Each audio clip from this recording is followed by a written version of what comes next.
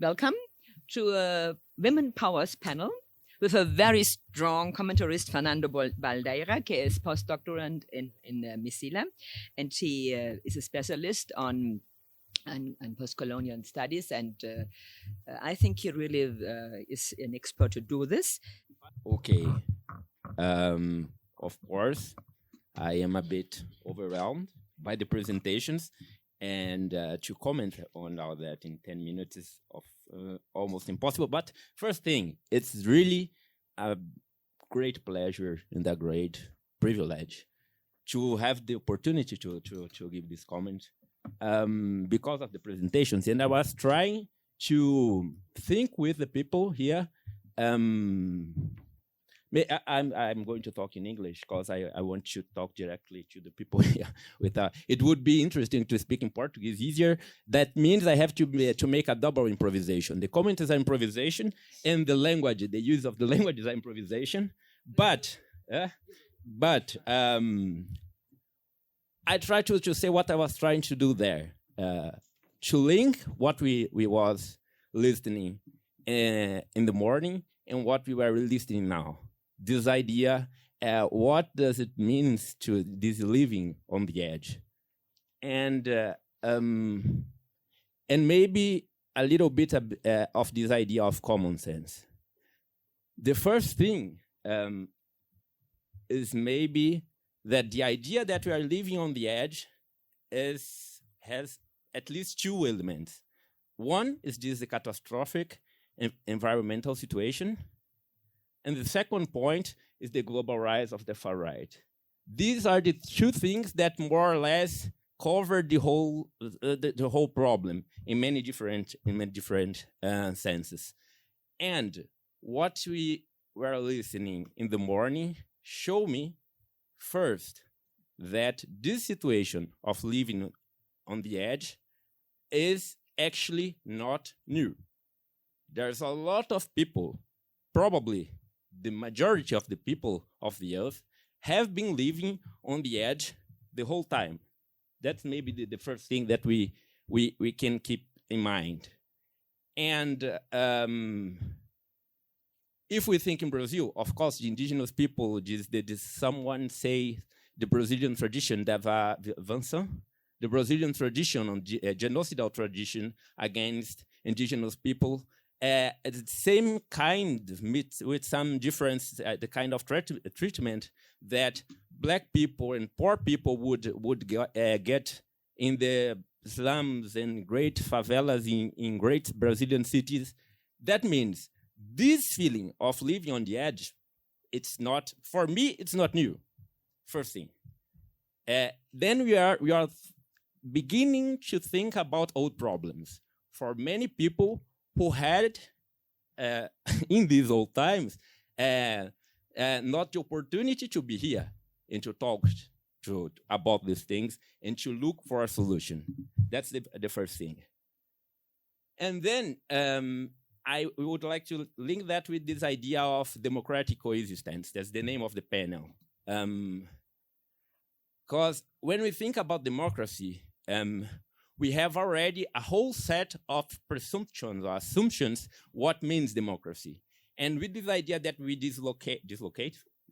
we use the adjective democratic, but the noun is coexistence, maybe we can do some progress in thinking about these things. But my starting point is that if we take all these things in consideration, we can say there was never something that we could really call a democracy. That is such a thing that doesn't exist. But that is important. I don't want to speak here against the state and against the rule of law, against this idea of Estado Democrático de Direito and the possibilities that we have to struggle for a better life for everyone within this institutional framework. I don't want to speak against that, the first thing, but I would like to experiment to think about these things if we could consider that democracy doesn't exist or never really existed in the way that we think. And why we think that democracy existed in a moment. And that's why I want to link it with this idea of intersectionality, care, and neoliberal capitalism in this savage way. We had a common sense, and here I'm thinking also a little bit, or I'm trying to do what Nilma said yesterday, that we shall explore or act this anti-racist and anti-sexist posture. That's not only a way of thinking, that's a way of acting. How can we use the reflections that we had here to put these two things in connection? And that was I trying to do there. Then I would, I just have 5 minutes. I would just put down one question to discuss to every presentation, to every talk. And of course, I'm trying to link what I'm saying to these questions. And the questions would be, in what concerns the intersectionality, what Catherine was explaining, more or less the three positions, intra, anti, they are all, they have some kind of grave pitfalls.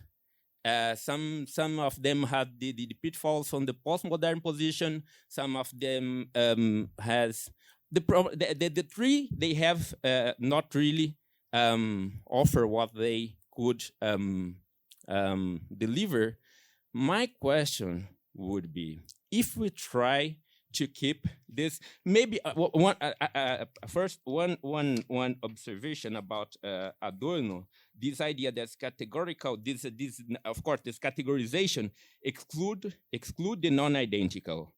And if we think with Alberto Guarani, who was singing here, would we think that this kind of categorization and exclusion that happens if we think with Adorno, would we feel that this same kind of opposition in between identity and non-identity, if that happens, that would be a question.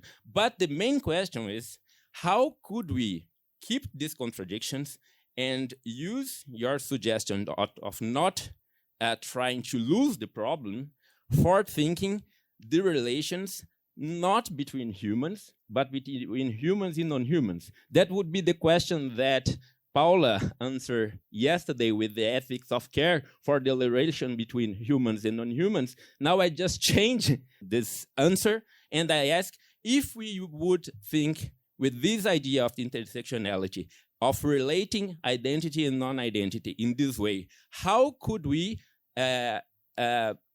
advance in reflecting about, it's more or less the question that Sergio put yesterday, to talk with these beings who have no claim of representation. That means of identity. That would be the first question. The second question, the whole discussion on anti-genderism, I would focus on care. The first part of the presentation, that would be too much to discuss. But then I was with this possibilities of thinking of care as a kind of political category. Maybe the first advance is that when we think about care, we just have to let a lot of the common sense thinking about how the political system or how democracy works, we have to let it aside. Public and private, for example, but there are more reason and rationality. This kind of divisions that we have when we think about democracy and political system, they are not here. That means they are not, they have not, we have more or less a kind of powerful way of dismantling the common sense, because the common sense would always put again these distinctions, on the way of talking about politics and about how society works. Within this theoretical framework, I would say, less room for this kind of pensamento binomial, I would say. And then my question would be, the political system or the political discussion in Brazil, then I'm thinking Brazil, is so polarized, it's so tense. Sometimes I don't talk with many people of my family. How could we think of this ethic of cares for thinking the proper political struggle, this polarization? How could I think with this kind of this definition was the need of the other? How was that? Yeah, exactly. This living Bolsonarista, how can I approach this living Bolsonarista thinking with this ethic of care?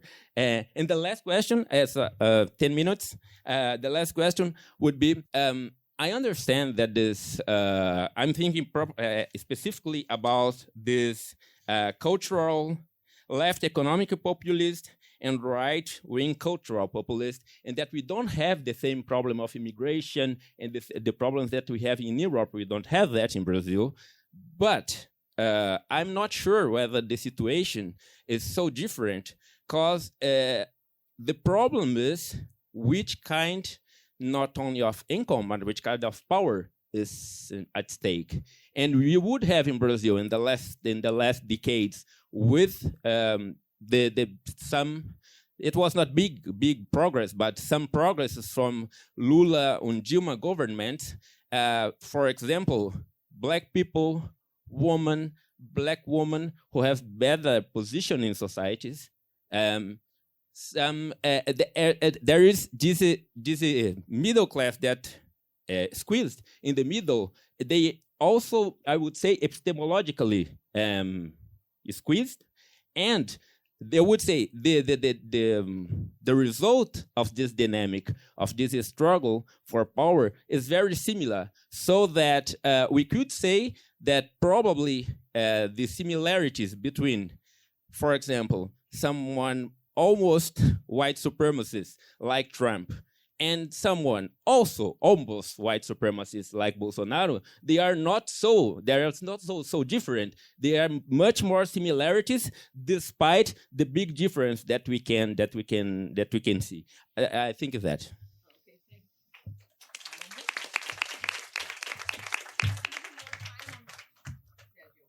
No, thank you so much for this wonderful panel. I have learned a lot, really.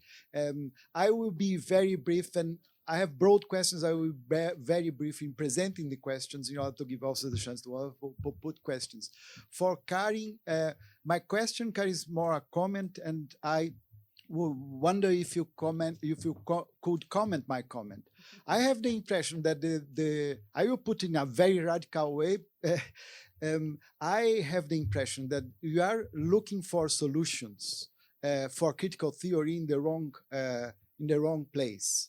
To put it in other terms, I have the impression that the solutions you are looking for, meaning to make critical theory to interact with intersectionality, with increasing inequalities, and so on, you cannot find answers for the question in looking back to concepts as identity and so on. I think the only solution is on social theory in terms of action theory, Handlungstheorie, and not really on new ontology. But this is just a radical comment. It doesn't make justice to your very, very differentiated presentation, but if you could comment on that. And to Paula, I have two very brief questions. The first one, do you think that's possible to think on gender and care without, even in case, or especially in case of Germany, not including intersectional categories. So, of course, you mentioned that, but in your analysis, it's completely excluded. And the second one, your focus on care for explaining right-wing movements. Do you think that's really a matter of care or a matter of power asymmetries, power disputes between couples, in the family? Because you focus on care and say there is a issue here, care. But I'm saying it's not the issue another one. Disputes of power between gender disputes of power, to put in this way. So the aspect power, at least at the end of your argument, it didn't come clear. And for Laura, thank you very much also for overcoming some dichotomies, cultural, economic issues, and so on. But I think at the end of your presentation, you came back to this dichotomy, saying there is economic structure and you have moral issues. But I think actually the challenge is to combine both things, to say that discourses on corruption are only saying ideological discourses to cover, to somehow transport some economic disputes, some socio-economic disputes, or to put in other terms. I think it's possible to answer the questions you are putting only on the level of social inequality if you have a concept of social inequality which is more than socio-economic inequality, including our power inequalities, position in society, existential rights. The whole issue of security was a big aspect of the election in Brazil. So it's just a provocation for you for saying, enlarging your concepts of social inequality. In that way, you don't need more arguments. Stephanie. Thank you very much for the nice talks. And thank you very much to Fernando for, I think you connected very well the discussions that we have been had in the last days. And I think it's very important that you connected this debate or this like scary sceneries about the climate crisis and the right-wing attacks, and especially on right-wing attacks, also on I think on gender perspectives. But I think we also have to look at the other side, also see that we have very strong social movements that are against these like very scary sceneries. We haven't talked so much about that. Paula mentioned it on her first slide. Just to mention that we have a very strong new feminist movement in Latin America. I think in Mexico City this Sunday, we're expecting the biggest march in the history of Mexico on the International Women's Day. So just to comment on that, I think in Mecila we will do very much research on this too. I have two questions, one to Karin and one to Paula. Karin, I wanted to ask you a little bit about why do you insist so much on connecting identity to intersectionality, because I understand intersectionality much more focusing on difference, and by that also situating the perspective on different locations. Like your talk was like very abstract. So maybe what I learned, especially from Latin American authors, that it's very important when you talk about categories and intersectionality to situate the knowledge, and that categorization is always very different in different contexts. And for Paula, we have discussed on this before. We have just experienced in our little Latin American institute in Berlin an attack on gender studies, where a high-positioned politician from AfD wanted to visit our institute to see what the left intellectuals say about gender and climate, interestingly. And so I wanted to ask if you could elaborate a little bit more about that, because I think this is a very interesting connection also to Brazil, because we have here also this attack on gender studies, and also on this, not only the gender studies inside universities, but also in education, attacks on teachers, on schools that do sexual education. So maybe you could elaborate a little bit more about that. Thank you. Então, queria também parabenizar pelo painel e queria também parabenizar a análise que Fernando faz, fazendo todo esse link, né, que desses 2 dias. E queria colocar 2 questões, uma para a Laura e outra para a Paula. Para a Paula, e pensando um pouco no que Fernando falou, a ideia do cuidado como uma categoria política, eu queria entender o que você pudesse falar um pouco mais, e acho que se aproxima um pouco do que o Sérgio falou, de pensar esse cuidado como uma categoria política, a necessidade, talvez, de explicitar mais como ele é manipulado, digamos assim, nessas relações de poder. Porque quando falamos da questão de gênero, já estamos falando de relação de poder e desigualdade. Mas talvez isso, e pensando também no caso da Alemanha, que você coloca, se os ataques às discussões de gênero não têm também uma relação com uma ideologia cristã, como temos visto também aqui no Brasil, e uma ideologia cristã muito conservadora, e uma forma também de manipulação que essa ideologia cristã, que luta para ser hegemônica, em alguns lugares ela pode até ser, mas não sei como é que é o caso da Alemanha, e isso está imbricado com capitalismo, com riquezas, etc. Então, eu queria te ouvir, Paula. E para a Laura, que eu queria ouvir também que você pudesse me ajudar a pensar esse contexto econômico que nós estamos vivendo no Brasil, pós-Bolsonaro, e que as análises econômicas elas têm sido extremamente negativas, a questão do PIB, etc., e como que você interpreta esse contexto que está, inclusive, a própria grande mídia que fica com essa relação ambígua, né, com o próprio governo Bolsonaro, ela acaba não conseguindo mais não falar disso.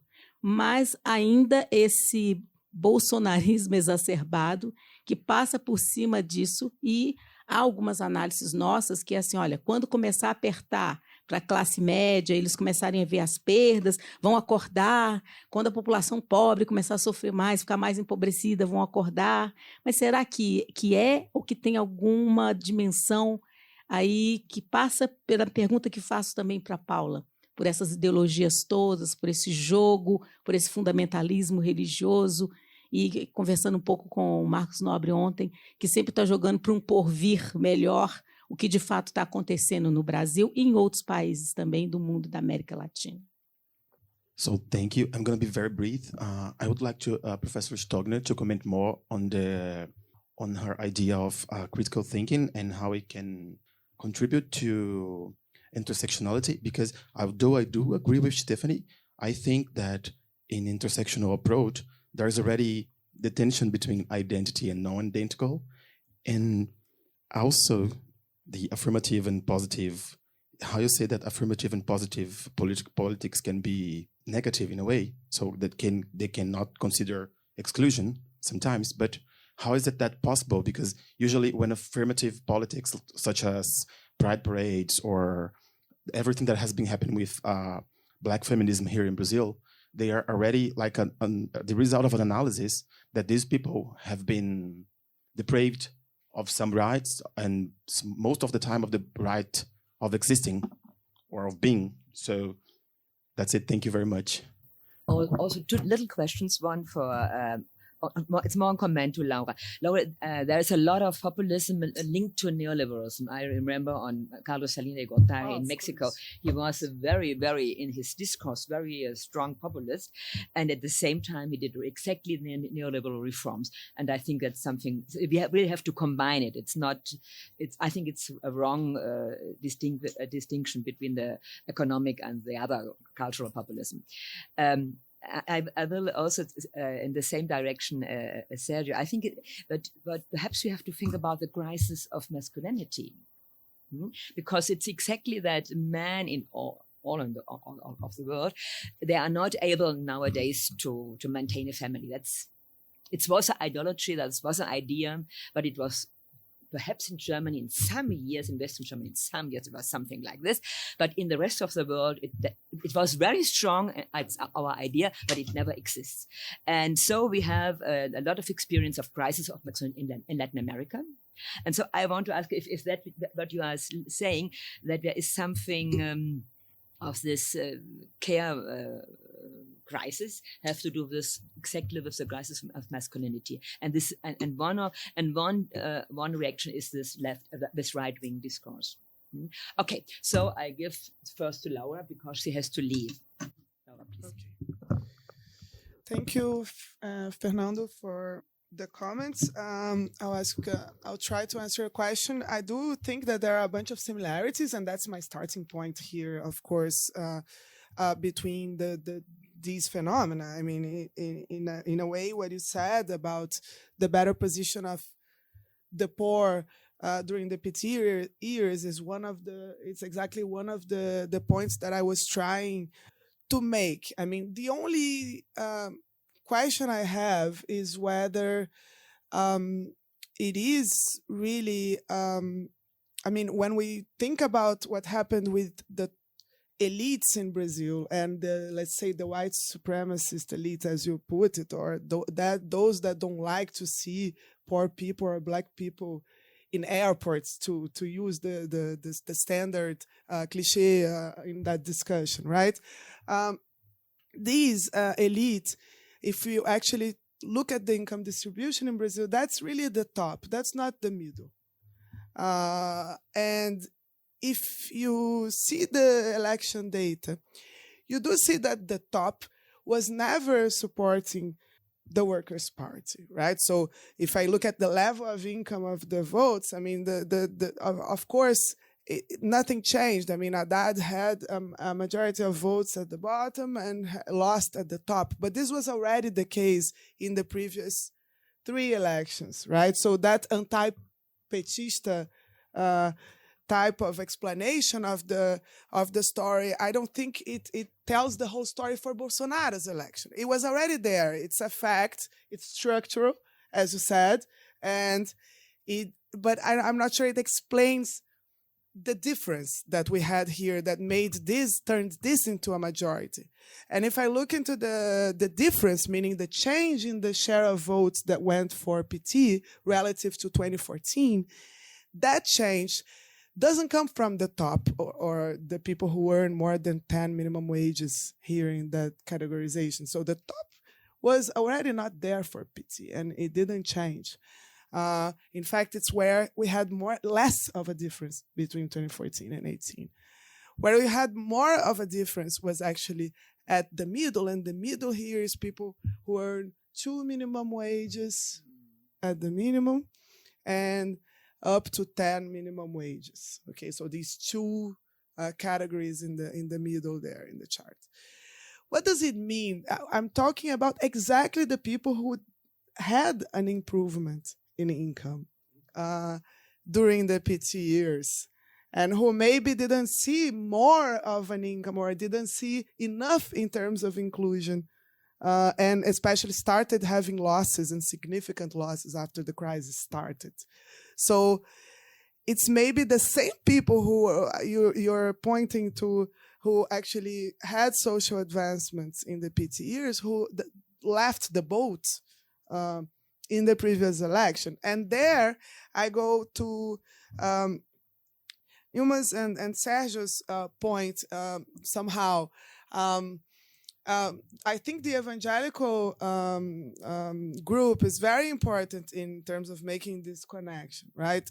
And I know there are people, and Carolina Evangelista and other people who are doing research on this. Basically, I think that this is a group that was supporting PT in the previous elections, when the economy was doing okay, when income was growing, when they somehow the economic factors, I'm not trying to isolate them, but the conditions were good enough, but that somehow, and that doesn't mean that they weren't already fundamentalists in terms of other values, let's say, but still the inclusion was making them support, and somehow afterwards, given how economic insecurity and physical insecurity and other dimensions of insecurity rose, this group became very prone to support. But obviously that's not only the evangelicals, but I think it's a representative section of the population to look at in this connection between different dimensions of inequality and the responses to it. Then I have a question on now and the economic situation. I think, yes, I mean, there was an attempt since the beginning to separate the economic, and that's not mine. I mean, this distinction is not what I created as a concept. It was a distinction that even the mainstream in Brazil and the elites, when they supported the Bolsonarismo, they made that distinction. So it's not my distinction. It's the newspapers' distinctions, everybody's distinctions here, even as a justification for supporting such a government where they don't like one part of it, but they think that the other is okay, right? And that's the economic neoliberal agenda, which obviously is not the same time that these things happen together. I never try to say that. But in that sense, I think there is a growing discomfort. Obviously, the frustration with the economic results is building up. It's been building up for 5 years now, so I'm not saying it's building up fast. But somehow I think the results, when they don't come, they create pressure, and this is starting to change some views on both the economic agenda and the Bolsonarismo and the project in the government. The question that I think we have to ask now is whether Bolsonaro himself will change the way he is pursuing the economic agenda, meaning that will he somehow understand that he will not be in the same position as Donald Trump will be next year, for instance, when by facing the lowest unemployment rate in the previous 50 years in trying re-election. I mean, he will be definitely in a worse economic situation, especially given that the external scenario is deteriorating very fast. So given that, will he attempt to move to an agenda that has more short-term results in terms of economic growth and inequality reduction?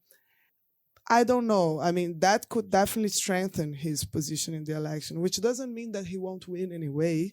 I'm not very optimistic, but in a way, there could be a shift in terms of the economic team and the agenda. We already saw last year the economic team. Of course, it has a very market fundamentalist discourse, but then when results don't come, they start doing stimulative policies like FGTS, saques do FGTS, or transferring resources to states and cities from oil royalties, and things that definitely have a short-term economic impact. So we'll see.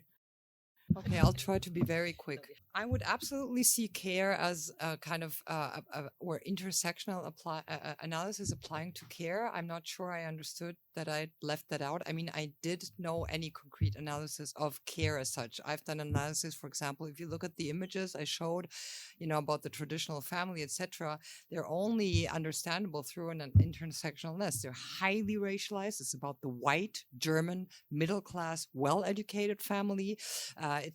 These are super racist, classist images. The entire cares, everything about care is intersectionally kind of must be analyzed that way. And I would always do that. I just didn't roll it out here. So, but I thought I'd said that, yeah, that's all about intersectionality. So yes, I absolutely agree with that. And that's also where care and how care is a political category, where again, I would say care is, as many other things, a kind of basic need. It's a kind of really biological necessity we have. It's a social imperative, and that has a strong ethics to it. And that has a strong also political dimension to it, which are different issues and nuances.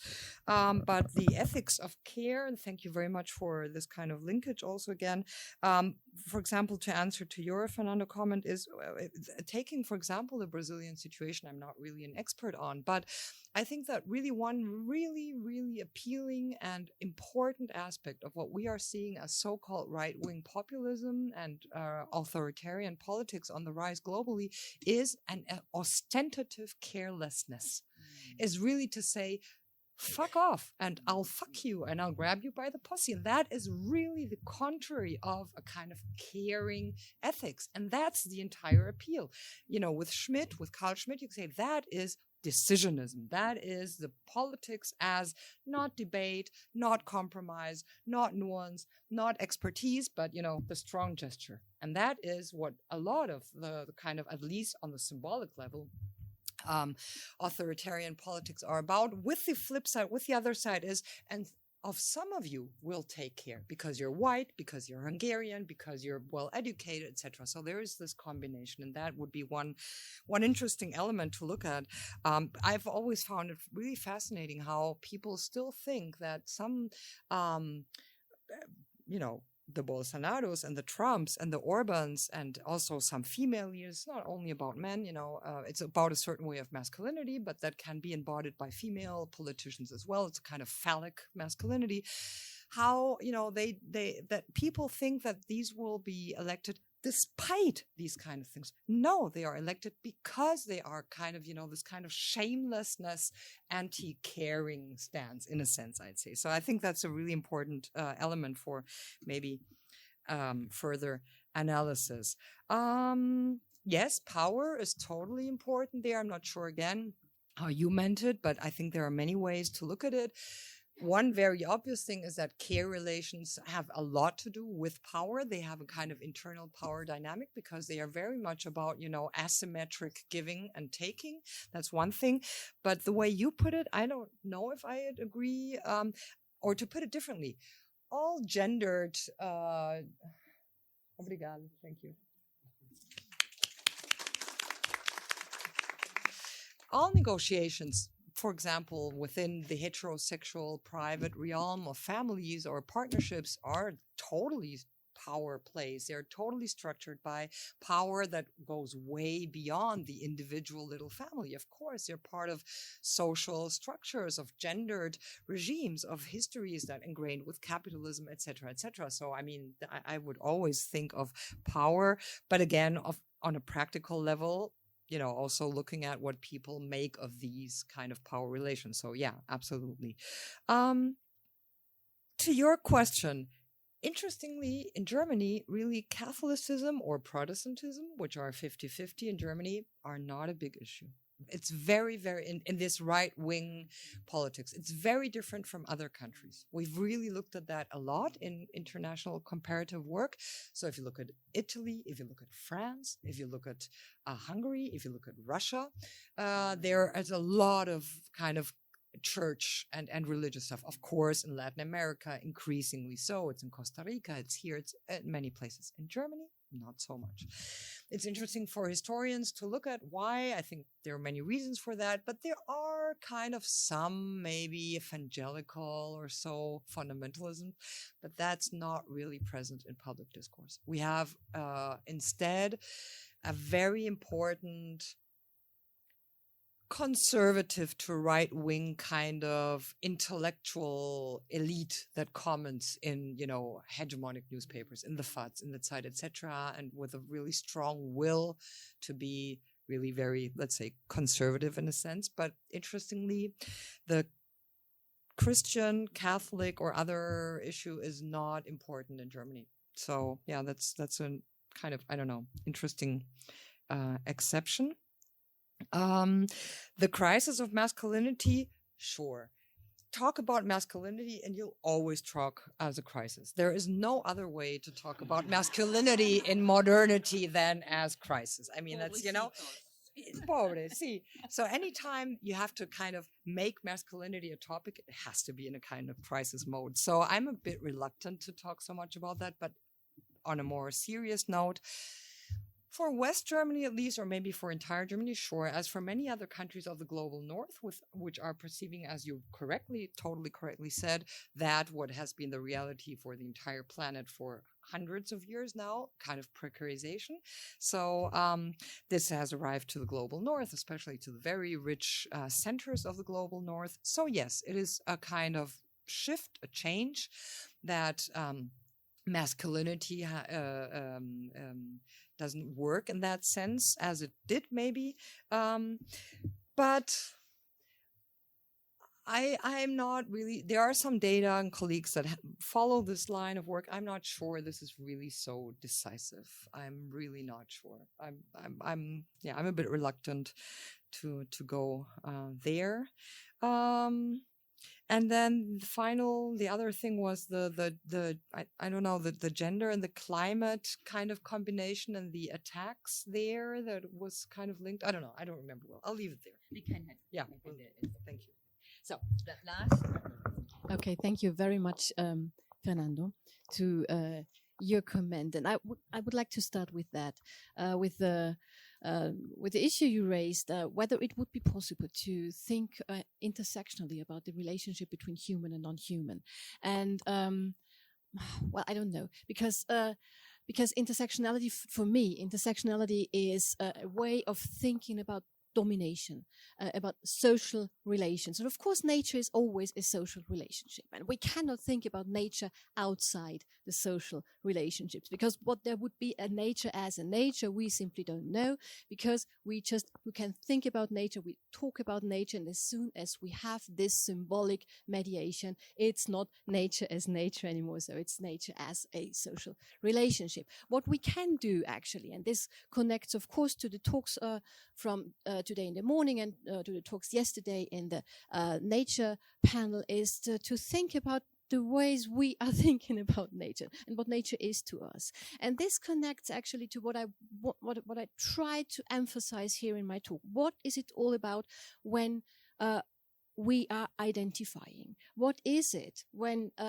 in society there's constantly being identified? And what is the problem of identity all about? So, and I think this connects quite smoothly, because as I try to outline very, very briefly, admittedly, very, very briefly, was what the principle of identification is always a principle of thinking. It's not in the object itself. The object itself doesn't show any identity. So the subject has to give identity to the object. So the subject lays a lot of itself into the object in order to recognize it. And in the best case, the object gives something back to the subject. So there is a communication between subject and object, but this is the dialectical tension between subject and object. And if this tension is cut, as in most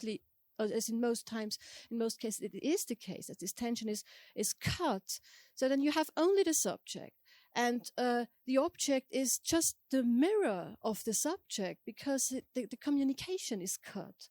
And so the problem is, how can we tackle that problem? What are we going to do with that problem? And this is, again, what I try to mention as a different kind of universalism that we need to think about. And that is already prefigured in the older critical theory. Universalism not as another word for hegemonic particularism, not as a word for dominating structures, but for something that has not yet happened, for something that we can think of. We need a framework, a normative framework within which we can experience, within which it is allowed to experience particularity. Because if we just think about particularities that are enormously important in intersectionality, and I appreciate, and this is why I want to include intersectionality into critical theory, because I think it's so important to think from that side, from suffering and from the particular side as well. But you cannot think about the particular just as the particular, because what would that be? This is the same tension between the universal and the particular as between the subject and the object. So you always have to think, who is talking and from what perspective am I talking? And can I blind that perspective out? I don't think that we can blind it out. We can just reflect on it. So, but I think in Adorno, it is already this kind of this trying to, and also in Benjamin, Walter Benjamin, to try to enable the object to open its eyes. And I think this is a wonderful metaphor, to enable the object to open its eyes. And this is actually, the agency is coming from the subject, not from the object. So this is still, of course, a hierarchy between subject and object. So why do I actually want to introduce,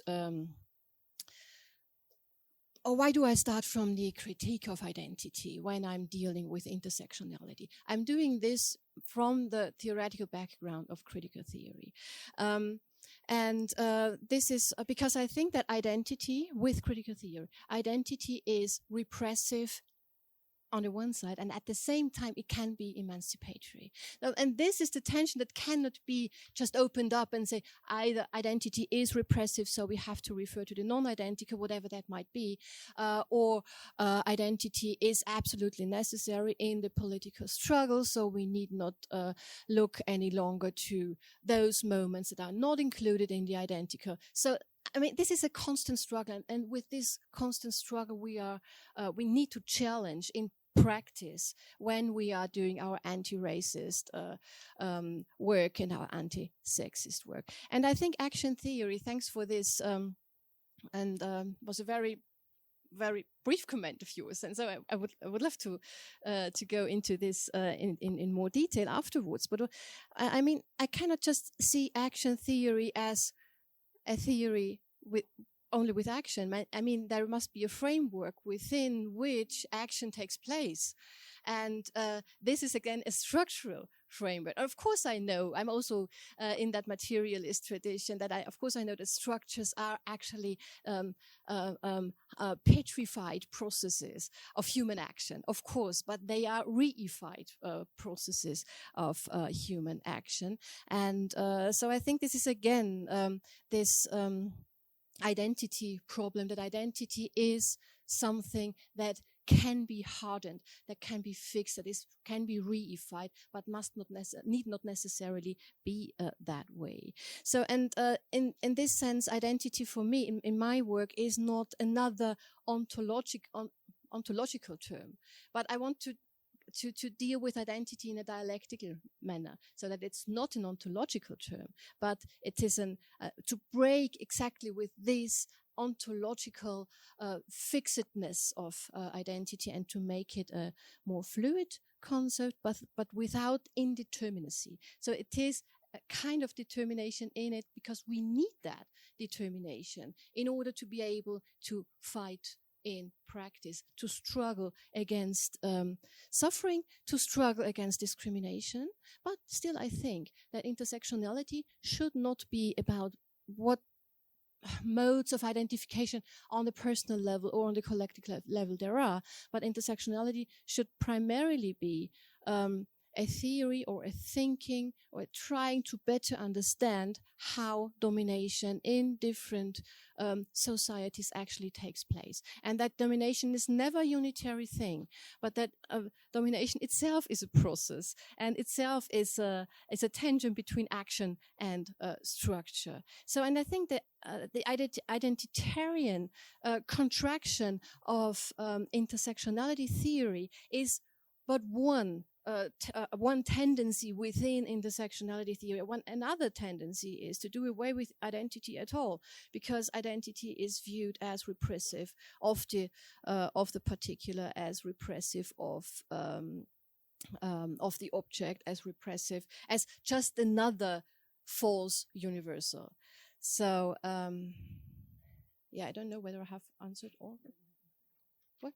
It's close. Okay, I need to close. Thank you very much. Okay.